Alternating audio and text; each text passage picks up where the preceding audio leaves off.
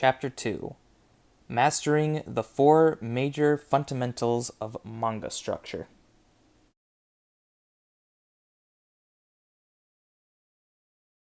When it comes time to create your manga, you should always have in your mind a diagram I call the four major fundamentals of manga structure.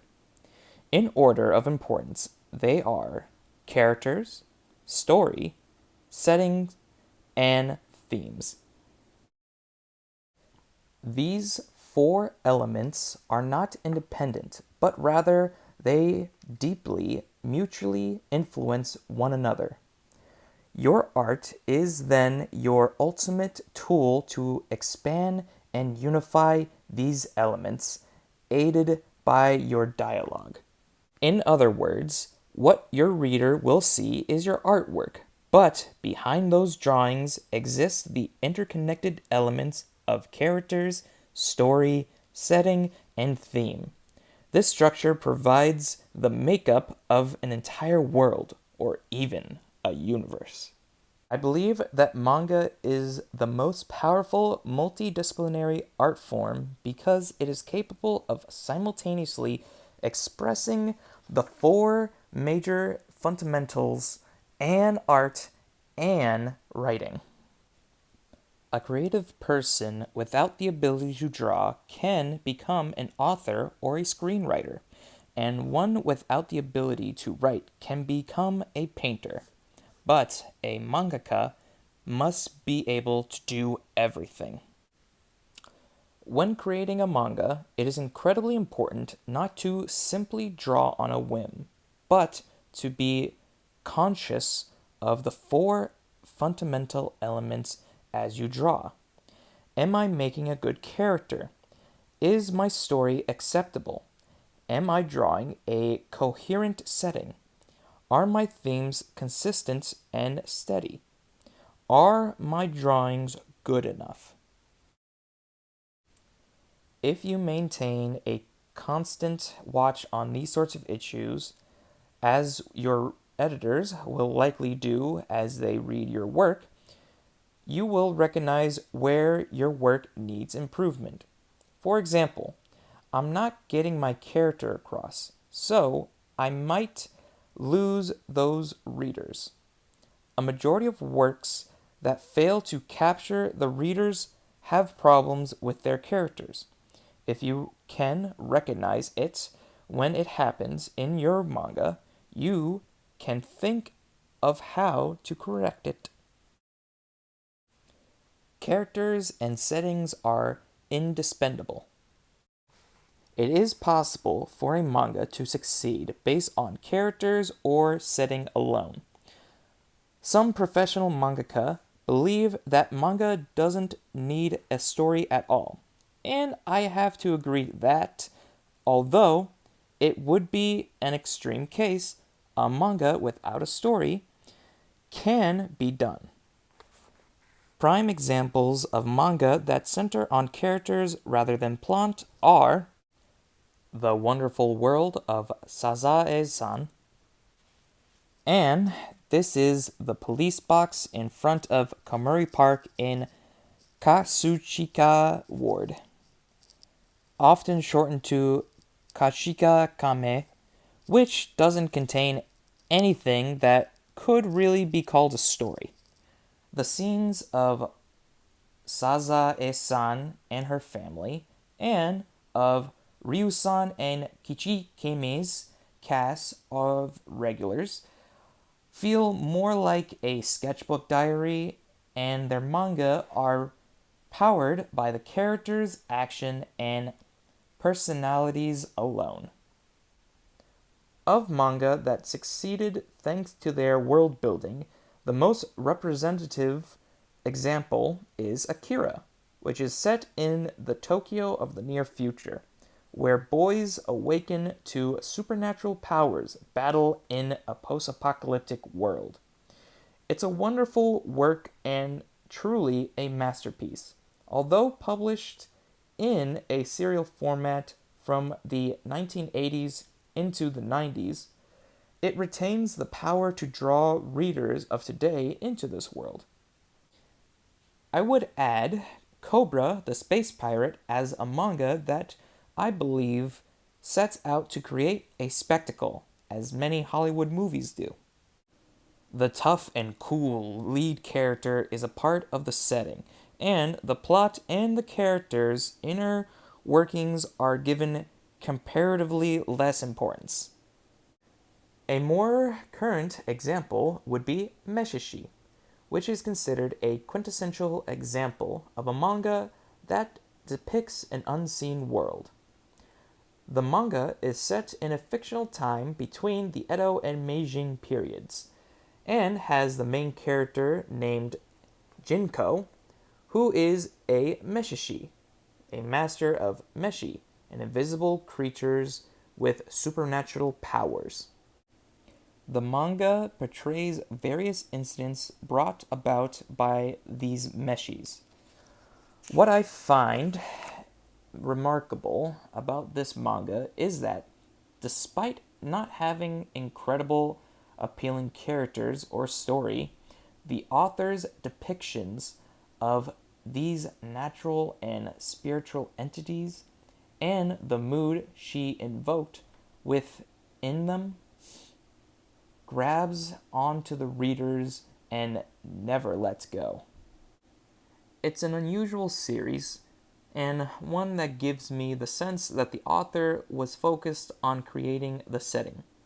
Even the kanji selected for the title, which is obscure and hints at the primordial, serves to heighten the mood. Balance the four elements. As you can see, it is certainly possible to create a manga that focuses on one of the four fundamental elements.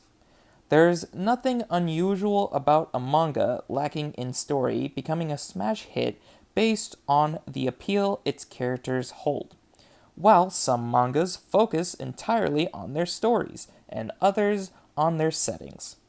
The goal of each work are up to each mangaka, as is how to convey them through drawings. But manga with one element that drastically stands out from the rest will always be limited in some way. To overcome that limit, the other elements are needed. In order to create a manga that will become a classic read across generations, the balance between the four fundamentals is incredibly important. If you examine works that are currently considered masterpieces, you will see that the four major fundamentals of manga structure are all in order. Even if your goal requires focus on a single element, you must remain mindful that you are still keeping a balance. Making a habit of analyzing bestsellers.